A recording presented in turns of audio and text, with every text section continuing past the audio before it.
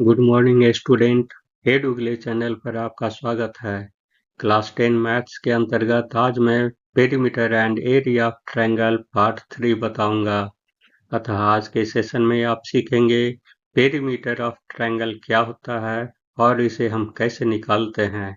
Area of triangle किसे कहते हैं, किसी भी ट्रायंगल का एरिया कैसे निकालते हैं, इसका 2 फॉर्मूला सीखने वाले हैं। इस चैप्टर से रिलेटेड सभी फॉर्मूला को एक टेबुलर फॉर्म में भी आप देखेंगे ही नहीं बल्कि याद करेंगे। इस चैप्टर से रिलेटेड 6 मोस्ट इम्पॉर्टेंट प्रॉब्लम का सॉल्यूशन को भी आप अच्छे तरीके से हल कर पाएंगे। अगर आपको यह वीडियो अच्छा लगे तो इसे सब्सक्राइब कर देना, मेरा मोटिवेशन बढ़ेगा और आपके लिए ऐसा ही यूजफुल और वैल्यूएबल वीडियो लाता रहूँगा। इसे लाइक कर बेल आइकन हिट कर देना, इससे तुमको बराबर समय पर नोटिफिकेशन मिलता रहेगा। तो चलते हैं मेन टॉपिक पर। Perimeter and area of triangle. ये जो है ट्रायंगल है। ट्रायंगल किसे कहते हैं, ट्रायंगल क्या होता है, इसके लिए जो है सो एडुगले चैनल पर सबसे पहला वीडियो दिया हुआ है। तो इसको अगर दिक्कत है ट्रायंगल में तो इसे देख लेना। और यहाँ पर जो है सो 2 वर्ड है, पेरीमीटर और एरिया। इसको जो है हम क्लियरफाई कर रहे हैं। पेरीमीटर पहला वर्ड है। पेरीमीटर मीन्स क्या होता है, ये परिमिति कहते हैं। पेरीमीटर से जो है सो सिंपल वे में हम यही जानेंगे, length of the boundary is called perimeter. यानी जो जितना बड़ा घेरा है, लंबा घेरा है, उसको जो लेंथ को जो मेजरमेंट करते हैं वो हमारा पेरीमीटर कहलाएगा। जैसे मान लिया जाए यहाँ पर ए बी सी एक ट्रायंगल है। ए का अपोजिट साइड ए हो गया और बी का अपोजिट साइड बी हो गया और सी का अपोजिट साइड सी हो गया। तो यहाँ पर लेंथ हमारा ए हो गया, बी हो गया और सी हो गया।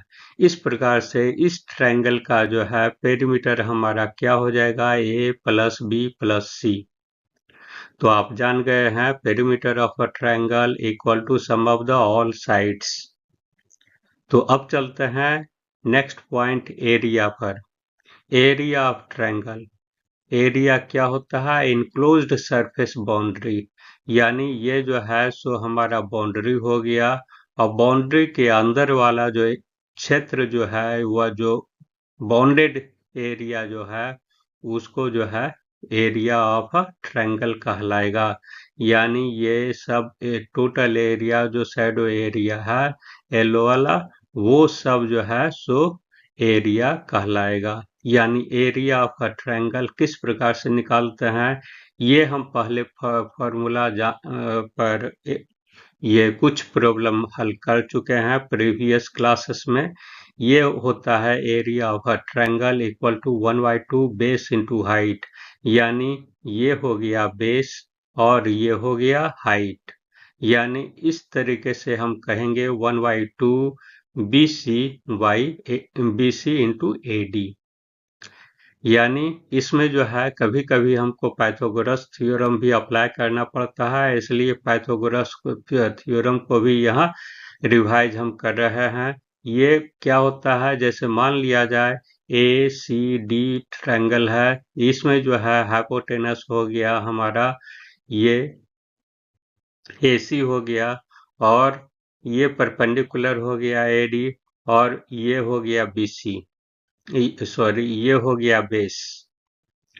तो इसलिए हमारा क्या हो जाएगा, A C square equal to B A D square plus C D square.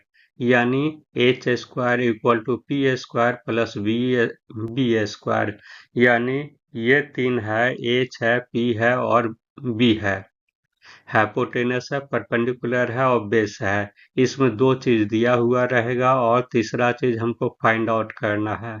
तो इस प्रकार से इसको जो है हम अच्छे तरीके से हम पहले इस पर जो है बहुत प्रॉब्लम को हम सॉल्व कर चुके हैं, इसलिए हम ज़्यादा डिटेल में नहीं जा रहे हैं। इसके बाद जो है सो ये क्लास 10 में आपको एक नया फार्मूला आपको जानना होगा। इसको कहते हैं हीरोज फार्मूला। हीरोज फार्मूला यानी इसमें जो है सो एस आगे पहले निकाला जाता है। एस जो होता है ये हाफ पेरीमीटर कहलाया। हाफ पेरीमीटर यानी पेरीमीटर हो गया A plus B plus C, और हाफ पेरीमीटर हो गया सेमी पेरीमीटर या हाफ पेरीमीटर, जो भी आप कहिए सब चलेगा। यानी A plus B plus C by 2 हो गया। तो ये हाफ पेरीमीटर जब हम निकाल लेंगे उसके बाद एरिया ऑफ ट्रायंगल निकालेंगे, root over S into S minus A into S minus B into S minus C, यानी हाफ पेरीमीटर। उसके बाद जो है हाफ पेरीमीटर में जो है सो हर एक साइड को एक एक करके हम सब्ट्रैक्ट करते जाएंगे और मल्टीप्लाई करते जाएंगे, हमारा एरिया ऑफ द ट्रायंगल निकल जाएगा। अब इसमें जो है सो टेबुलर फॉर्म में हम लिए हैं। ये 5 पॉइंट है। ये पहला जो है सो ये ट्रायंगल है। उसके बाद एरिया है, हाइट है, पेरीमीटर है और फिगर है। इसमें ट्रायंगल के केस में जो है केवल दो ही ट्रायंगल हम लिए हैं, इक्विलैटरल ट्रायंगल और आइसोसेलेस ट्रायंगल। ये जो है सो दो ट्रायंगल को जानना है। इक्विलैटरल ट्रायंगल वो ट्रायंगल होता है जिसका हर एक साइड जो है इक्वल होता है, और आइसोसेल्स में जो है सो केवल दो ही साइड इक्वल होगा। तो इसका इक्विलैटरल ट्रायंगल का कहने का मतलब है यहाँ जो है ए बी सी एक इक्विलैटरल ट्रायंगल है।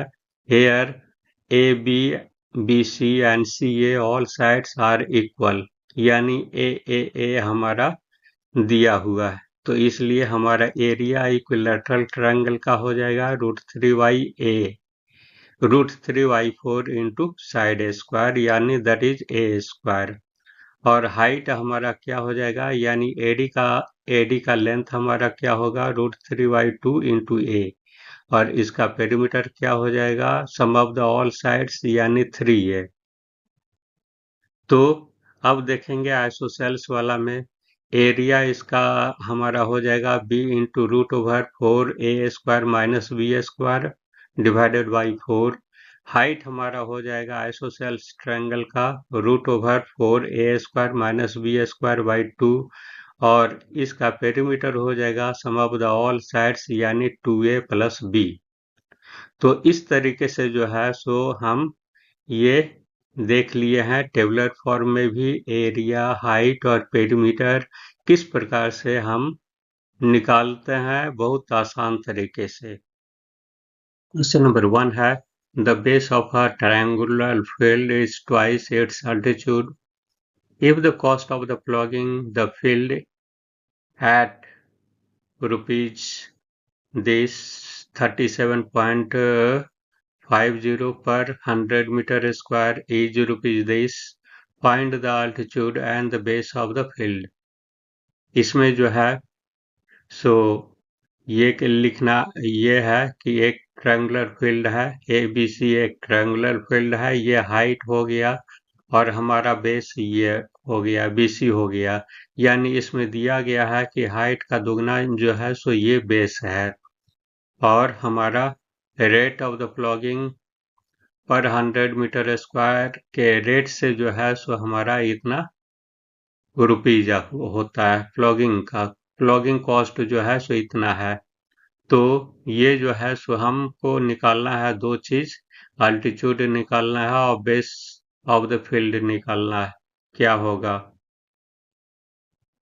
तो इसके सॉल्यूशन के लिए हमको लिखना है since rupees 37.50 is the cost of the plogging if the area is 100 meter square. Therefore, ₹1 is the cost of the plogging if the area is 100 by 37.5। तो ये जो है सो यूनिटरी मेथड से जो है सो इसका जो है एरिया हम निकाल लेंगे कि क्या होगा हमारा फील्ड का एरिया। तो इसी प्रकार से जो जितना कॉस्ट लगा है टोटल कॉस्ट पर निकाल लेंगे।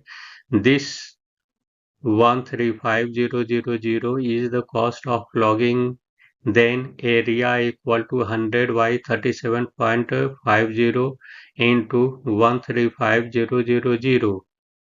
thus इसको जो कैलकुलेट करेंगे हमारा 3600000 मीटर स्क्वायर आएगा। तो यहाँ पर मान लेना है कि let the altitude is h metre and its base is 2 metre. ये जो है सो हम इसका दुगना कर दिया है, 2 मीटर हो गया। एरिया ऑफ द फील्ड हमारा क्या हो जाएगा, 1/2 इंटू बेस इंटू हाइट हो गया। बेस हमारा 2h है और फिर हाइट हमारा h हो गया। तो इस प्रकार से ये जो है एरिया हम निकाल चुके हैं। ये इतना हो गया इक्वल टू, ये 2 कट जाएगा यानी एच स्क्वायर, यानी एच स्क्वायर इक्वल टू इतना का रूट ओवर हो जाएगा, यानी इसका रूट ओवर करेंगे तो हमारा एच इक्वल टू 600 मीटर आया। फिर उसके बाद जो है सो इसका दुगना कर देंगे, हमको बेस निकालना है, इसलिए 2 इंटू 600 हो गया यानी 1200 मीटर हो गया। Hence the required altitude is 600 meter and the base equal to 1200 meter. This is the answer. Question number 2. The length of the side of the triangle is the ratio 3:4:5 and its perimeter is 144 centimeter. Then find the area of the triangle and the height of the corresponding to the long side. ये जो है सो ये ratio में जो है side triangle का side दिया हुआ है, इसलिए ये multiple of the side be x यहाँ पर ले करके चलना है। तो इसका साइड जो है वो हो जाएगा 3x होगा, 4x होगा, 5x होगा। और इसका पेरीमीटर जो है दिया हुआ है, इसलिए और इसमें जो है सो दो चीज हमको निकालना है। तो लिखना है यही कि let the multiple of the side be x, then according to question sum of the all sides equal to perimeter होता है, इसलिए 3x plus 4x plus 5x equal to 144 हो गया। तो 12x इक्वल टू 144 हो गया, इसलिए x का वैल्यू हमारा 144 by 12 that is 12 हुआ। Therefore the side of the triangle equal to हमारा क्या हो जाएगा, 36 सेंटीमीटर, 48 सेंटीमीटर और 60 सेंटीमीटर। ये क्यों डायरेक्ट हो लिख दिए हैं, इसको आप जान ही रहे हैं। चूंकि हमारा ये 3 से मल्टीप्लाई किया है, 12 3 36 हो जाएगा और 4x दूसरा साइड है तो 4 इंटू 12 हो गया यानी 48 हो जाएगा, 5 इंटू 12 हो जाएगा यानी 60 सेंटीमीटर हो जाएगा। तो अब जो है सो हम निकाल लेंगे सेमी पेरीमीटर, यानी a plus B plus C by 2, यानी sum of the all sides equal to 144 by 2 यानी 72 आया। तो अब हीरोज फॉर्मूला अप्लाई कर देना है, area of the triangle equal to S into S minus A into S minus B into S minus C, यानी ये एस का वैल्यू हमारा क्या हो गया, हाफ पेरीमीटर 72 हो गया। इसको सब्ट्रैक्ट करेंगे 36 होगा, इसको सब्ट्रैक्ट करेंगे 24 आएगा और इसको सब्ट्रैक्ट करने पर 12 आएगा, यानी सबको मल्टीप्लाई करके रूट ओवर करेंगे तो हमारा 664 सेंटीमीटर स्क्वायर आया। तो ये हमारा एरिया ऑफ द ट्रायंगल निकल गया। अब जो है सो दूसरा भी चीज निकालना है। अब जो है सो area of the triangle equal to 1/2 base into height होता है। तो अब जो है हमारा ये पहले से निकाल चुके हैं 1/2, ये बेस हमारा 60 हो गया, हाइट हमको निकालना है तो इसलिए h इक्वल टू हमारा क्या हो जाएगा 864/30, यानी h इक्वल टू 28.8 सेंटीमीटर। तो हमारा ये हाइट भी निकल गया। इस प्रकार से हम आंसर में लिख देंगे, hence the required area and height are 864 centimeter square and 28.8 centimeter respectively। Respectively भी आपको लिखना होगा, नहीं तो फिर इसको सेपरेटली करके लिखना पड़ेगा। और अधिकांश स्टूडेंट क्या करते हैं, यहाँ पर स्क्वायर लिखना भूल जाते हैं, इसलिए ये स्क्वायर भी देना जरूरी है, नहीं तो नंबर हाफ मार्क्स डिटेक्ट हो जाएगा।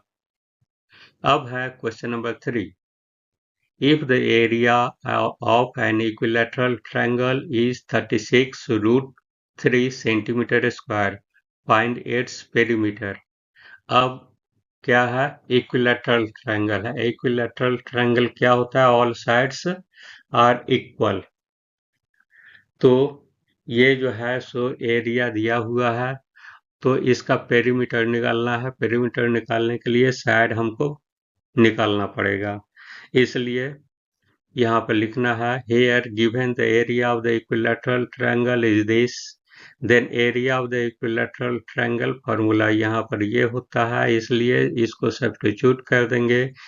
36√3 इक्वल टू √3/4 ए स्क्वायर, यानी ए का जो हमारा वैल्यू आएगा 12 सेंटीमीटर हुआ, यानी area side of the equilateral triangle हमारा 12 सेंटीमीटर हुआ। अब पेरीमीटर निकालना है।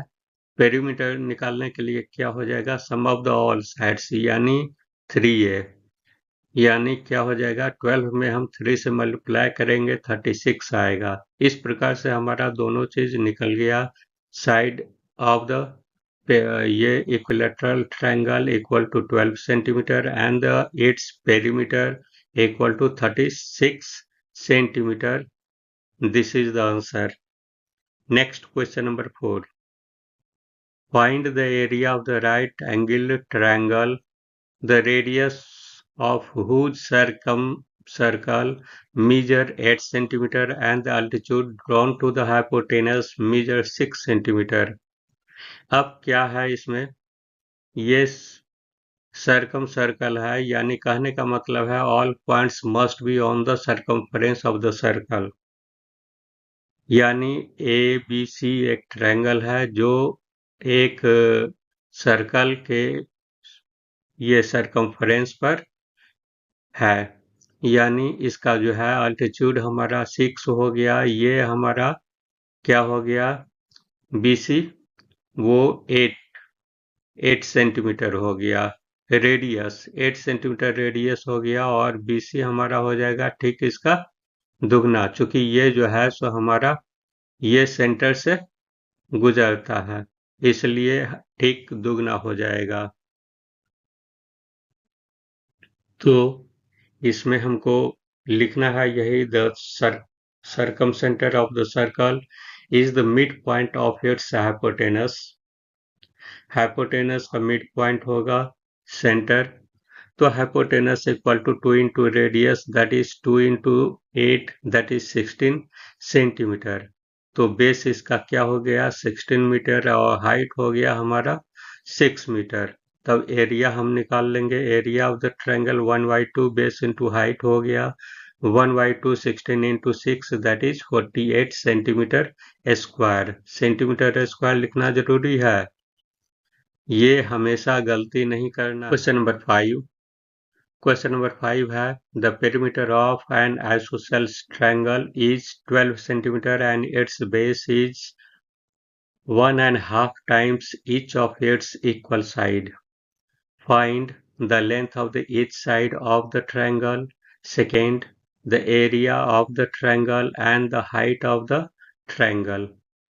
तो इसमें जो है so perimeter of isosceles triangle दिया हुआ है, बेस जो है सो इक्वल साइड से इतना ज़्यादा है, ये भी दिया हुआ है। तो इसमें 3 चीज़ जो है सो हमको फाइंड आउट करना है। पहला, length of the each side of the triangle, यानी इक्वल साइड वाला भी है, और फिर थर्ड साइड वाला भी हमको निकालना है, और फिर एरिया ऑफ द ट्रायंगल निकालना है, फिर हाइट ऑफ द ट्रायंगल भी निकालना है। तो इसमें लिखना है यही कि let the equal side be x centimetre, according to question इसमें हमारा क्या है, ये पेरीमीटर है, perimeter equal to sum of the all sides, यानी अगर x मान्य है तो ये हमारा x हो जाएगा, ये भी हमारा x हो जाएगा, और तीसरा साइड जो है सो हमारा इतना टाइम्स बड़ा होगा, यानी 2 1 जा, इसको जो है फ्रैक्शन में है दिया हुआ, इसको जो है ये 3xy2 हो जाएगा। तो इसको जो है कैलकुलेट करेंगे तो x का वैल्यू हमारा इस प्रकार से 12 सेंटीमीटर आएगा। तो हमारा इसका वैल्यू हमको निकालना है, यानी 3x/2, यानी थर्ड साइड का वैल्यू हमको निकालेंगे, तो x का वैल्यू पुटअप करेंगे तो हमारा 18 सेंटीमीटर हो जाएगा। Length of the side of the triangle, इस प्रकार से हमारा तीनों साइड निकल गया, 12 सेंटीमीटर हुआ, 12 सेंटीमीटर हुआ और फिर 18 सेंटीमीटर हुआ। तो ये हमारा पहला का आंसर आ गया।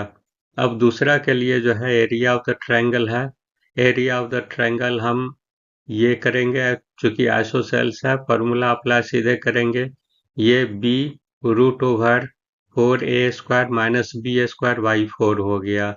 इस पर जो है a और b का जो है वैल्यू हम दे देंगे, a जो हो गया से इक्वल साइड वाला हो गया और b जो है सो बेस हो गया, यानी तो इस पर a इक्वल टू 12 सेंटीमीटर हो गया, b इक्वल टू 18 सेंटीमीटर हुआ, यानी 12 इंटू 12 144 हो गया और b 18 इंटू 18 आ गया।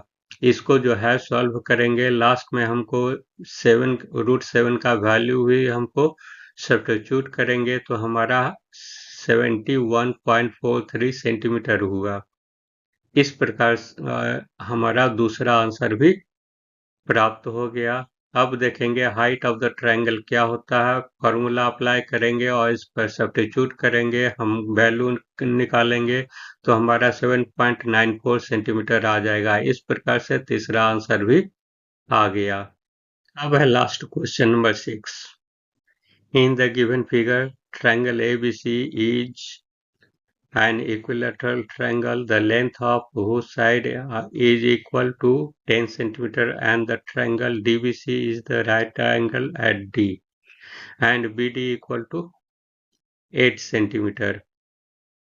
Find the area of the shaded region. Take √3 equal to 1.732. इस प्रकार से हम क्या देखते हैं कि ये जो है सो दो ट्रायंगल यहाँ पर फॉर्म हो रहा है, ABC जो है सो इक्विलैटरल ट्रायंगल है, ऑल साइड्स आर इक्वल, और इसका जो है सो हमारा ये है अंदर में एक ट्रायंगल जो है राइट एंगल ट्रायंगल, यानी ये जो है सो 90 डिग्री का एंगल बन रहा है, और इससे जो है, और ये जो बड़ा वाला जो साइडेड एरिया है इसका एरिया आपको निकालना है। तो हम क्या करेंगे, इसमें बड़ा वाला ट्रायंगल का एरिया हम निकाल लेंगे, फिर छोटा वाला ट्रायंगल का भी एरिया निकालेंगे और फिर दोनों को एक दूसरे से सब्ट्रैक्ट कर देंगे, हमारा साइडेड रीजन निकल जाएगा। तो वही काम करना है, लिखना है यही, area of the triangle ABC equal to √3/4 into side square. यहाँ a इक्वल टू 10 सेंटीमीटर दिया हुआ है, सब्स्टिट्यूट कर देंगे और सॉल्व करेंगे, 43.3 सेंटीमीटर हो गया, यानी ये बड़ा वाला ट्रायंगल का एरिया हमारा हो गया 43.3 centimetre square. In triangle CD equal to हमारा क्या हो जाएगा, पाइथागोरस थ्योरम अप्लाई करना है, BC² माइनस DB², यानी ये एक 10 स्क्वायर हो गया, साइड हो गया, और एक दिया हुआ है 8 सेंटीमीटर, तो इसका वैल्यू सब्स्टिट्यूट करके निकाल देना है, 6 सेंटीमीटर हो जाएगा CD का वैल्यू। इस प्रकार से area of the small triangle हो जाएगा 1/2 बेस इंटू हाइट, 1/2 बेस हो गया 8 इंटू 6 हो गया, ये हमारा 24 सेंटीमीटर स्क्वायर हो जाएगा छोटा वाला ट्रायंगल का। अब जो है now the area of the shaded region में क्या करेंगे, area of the big triangle minus area of the small triangle, यानी 43.3 को -24 करेंगे तो हमारा ये हो जाएगा 19.3 centimetre square. Hence the required hence area of the required region equal to 19.3 centimeter square. This is the answer of the question. Thanks for watching the video. For more updates, subscribe the channel and like and comment and share the video to your friends. Get knowledge in the mathematics. Have a nice day.